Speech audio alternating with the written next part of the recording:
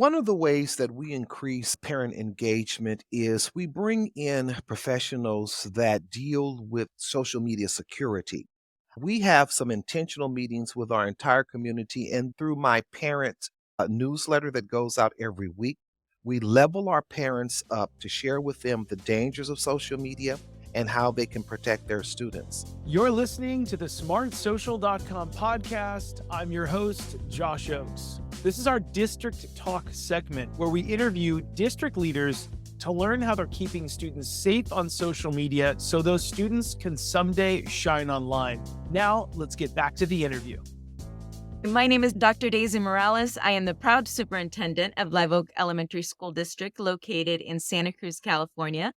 We have 3 elementary schools and a comprehensive middle school, as well as an alternative program that serves students preschool to 8th grade, and we serve about 1,600 students. I'm John Malloy. I am the superintendent of the San Ramon Valley Unified School District in Danville, California, which is just outside of San Francisco. We have 30,000 kids in 35 schools. Hello, I'm Dr. Antoine Hawkins, and I serve as the superintendent of schools of the Evergreen School District located in San Jose, California. We have approximately 16 schools, which are comprised of 13 elementary schools and 3 middle schools. We have around 9,100 students. We are the largest elementary school district in San Jose. How have you been successful in increasing parent engagement to help keep students safe on social media? So our families are very trusting of what their students are doing on their phones. So we've had conversations with families around, you have the power to be able to take away that device, right? Parents are afraid of taking the devices from students. At the end of the day, they're paying the bill. So it's been a lot of education, particularly for our demographic of parents, to be able to show them what they can and cannot do on their device, how to check their students' device sometimes.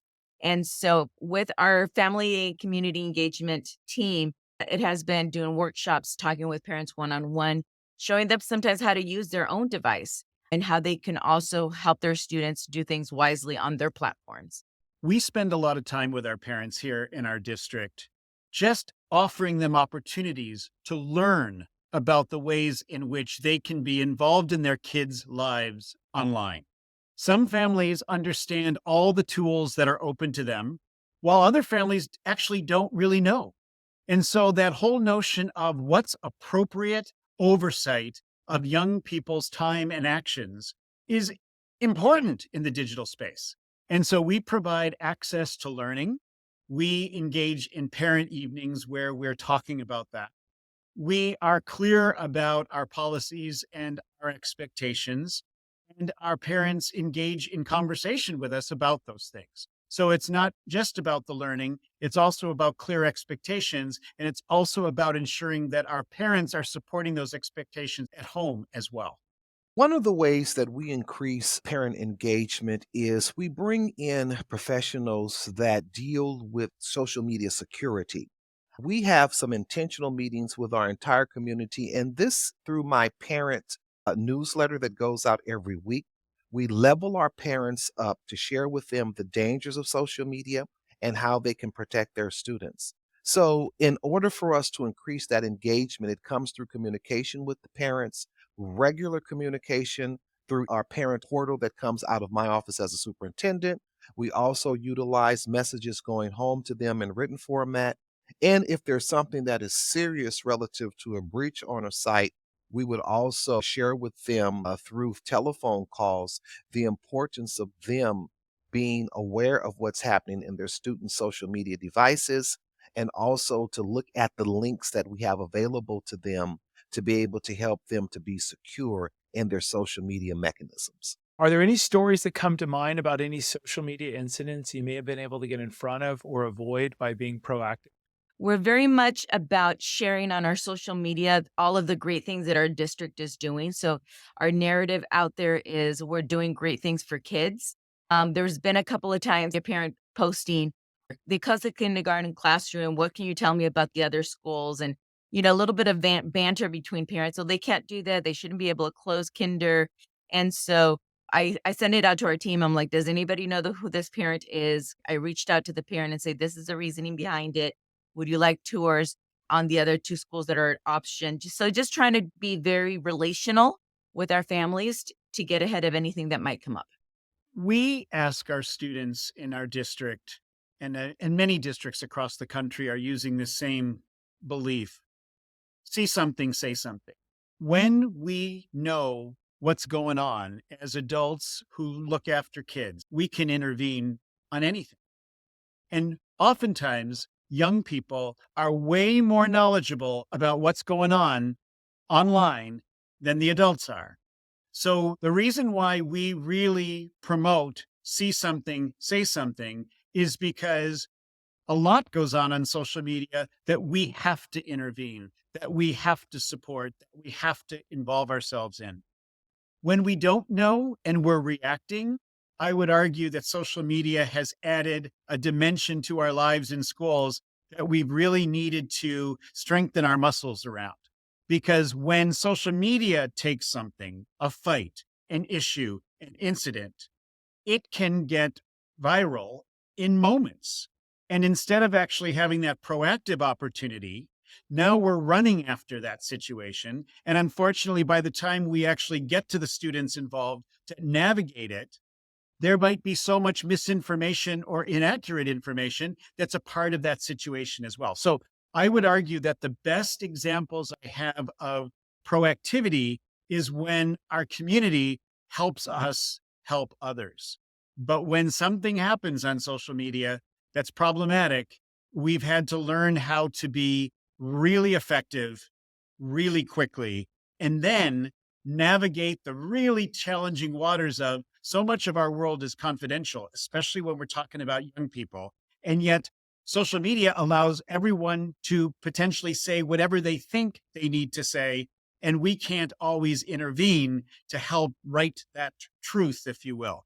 So it is a complicated matter. We had a situation where some social media concerns were expressed in terms of a student's data getting out there in an area that it should not be out there.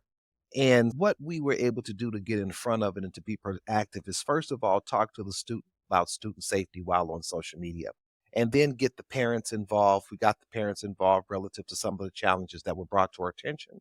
And then we also gave them tools moving forward to be successful. Unfortunately, in our society, there are a lot of people who prey, unfortunately, on our precious, most precious resource, which are children. And we have to make sure that we not only have mechanisms in place to be safe, that create a safe environment for our students, but we also need to make sure that our students and parents have what they need to mitigate challenges when they come to surface. What we did to get out front with it was just information, information, information, engagement, engagement, engagement, and then telling people how to cut off interaction so that everyone could be protected in the situation. What would your advice be to other educators and administrators to work together to create a culture of digital safety and responsibility in their schools? This is a big one. It's lots of learning, lots of teaching, lots of reminders of students of what they should be doing and not doing on their digital platforms, especially when they are on campus. We're looking into the tech education immersion in our schools and making sure that we're embedding it in every one of our content areas. We want to make sure that it's not just a thing that is done, it's how we do school. And so it's going to be a lot of teaching and learning and reminders of students of what they can't and cannot do. I believe we need to avoid any calls to ban things, to remove things, or to pretend that technology, social media, artificial intelligence isn't here. We've got to lean in. So that's advice number one. While we're leaning in, we've got to be sure that we're thinking about kids' age-appropriate development. When we're talking about a 5-year-old, it's very different than a 17-year-old. So what does it mean for us to help our kids be healthy at the age that they are? We need to be sure that our social emotional programs don't exclude digital opportunities to think about relationships there. We need to be sure that when we're doing discipline or responses or consequences to behaviors, that we incorporate what some of the positive strategies and outcomes could be.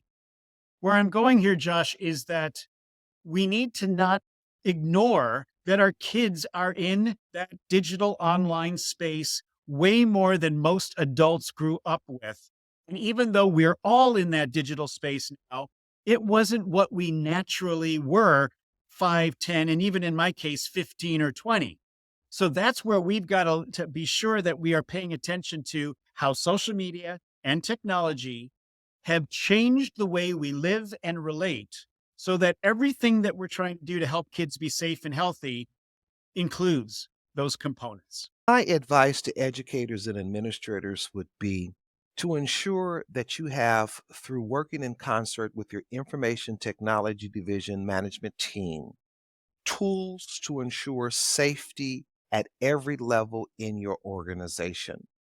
And I also would say that it's very important to have established rules and guidelines by which staff, students, parents, and everyone else who's involved in digital media in your school system that they can live off of, sort of like a guidance tool, for lack of a better term. When these mechanisms are in place, they give you the tools to be successful and to protect your entire environment. What are your 1 to 2 biggest social media concerns for the future?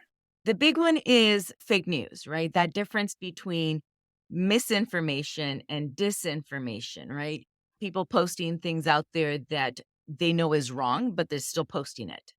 And so that's a big concern. And also, once things are resolved, they might be resolved in person, but they're hardly ever resolved online. Negative comments continue. How to address those and how to curtail those. So those are the two big ones: the idea of disinformation and how to repair any harm that might have been started on social media. I worry that students taking their personal issues, their conflicts, their feelings about each other to that social media place, and then they say something, they do something. But it's not just what they say or do. We've always had fights on playgrounds. They're unfortunate, but we know how to deal with them.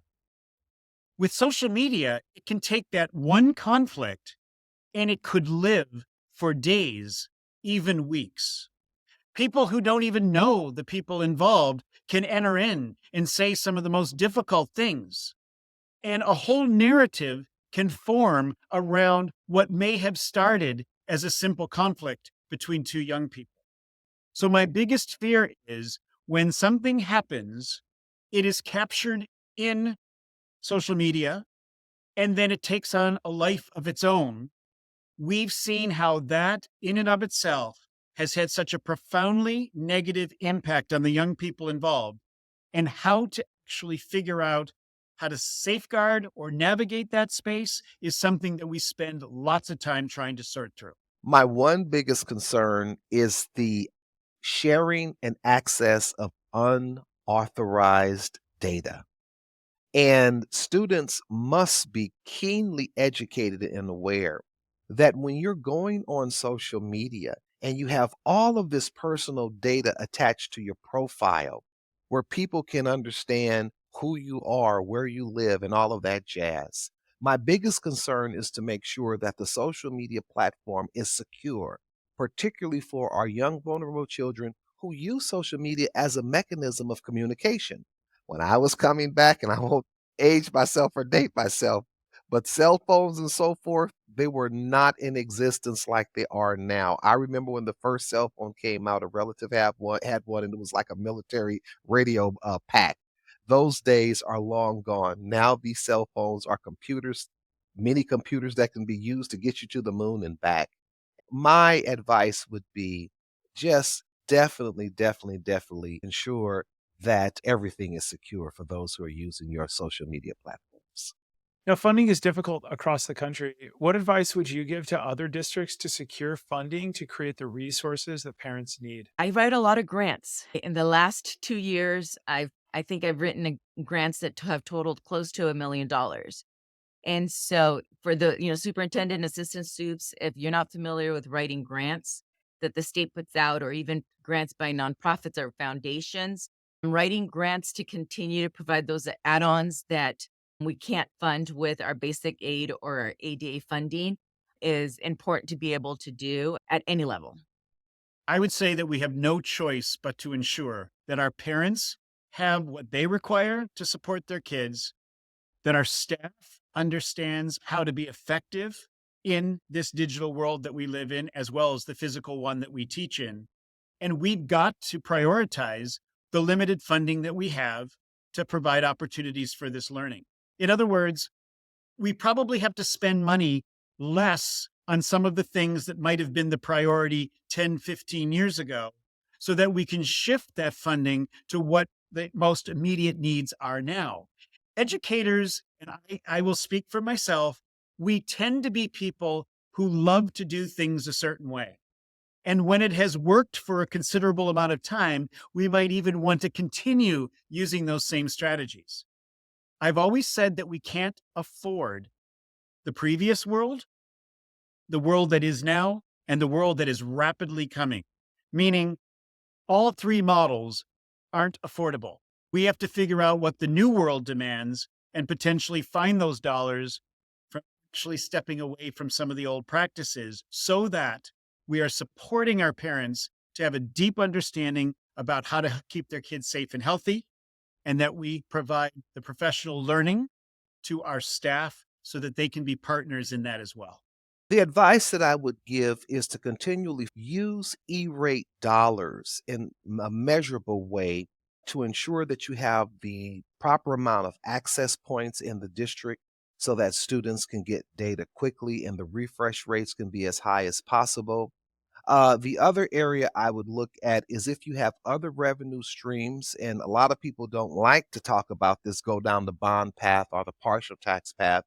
But sometimes a levy of $50 per property or whatnot, or whatever it is for your community that makes sense financially and that the electorate could stand, would be another wonderful way to increase resources in order to have dollars that are specifically targeted in that particular area in terms of creating resources that are needed to ensure that you have what you need to be successful. Those are two measurable ways that we can look at utilizing to move forward to make sure that we have the dollars that we need to implement the programs that we need on the information technology side, as well as the communication side through the mediums such as Twitter and X and all. Thanks for listening to our smartsocial.com podcast. I'm your host, Josh Oakes. This was our District Talk segment where we interview school district leaders to learn how they're keeping students safe on social media so those students can someday launch into their future by shining online. This episode was brought to you by our smartsocial.com VIP program. It's called the Very Informed Parent Program, which helps you engage your students with teen-led video lessons. Stay one step ahead with our premium parent newsletter and discover hidden features on trending apps on teens' phones and our 54 plus live parent and student friendly events every single year. You can click on the link below to chat with one of our team members if you want a free pass to our VIP program to support your community with our smartsocial.com resources. And if you're a district leader who has a success story, we would love to feature you on a future episode. You can click the links below to reach out. Thanks so much for listening, and we look forward to seeing you on the next episode. Have a great day.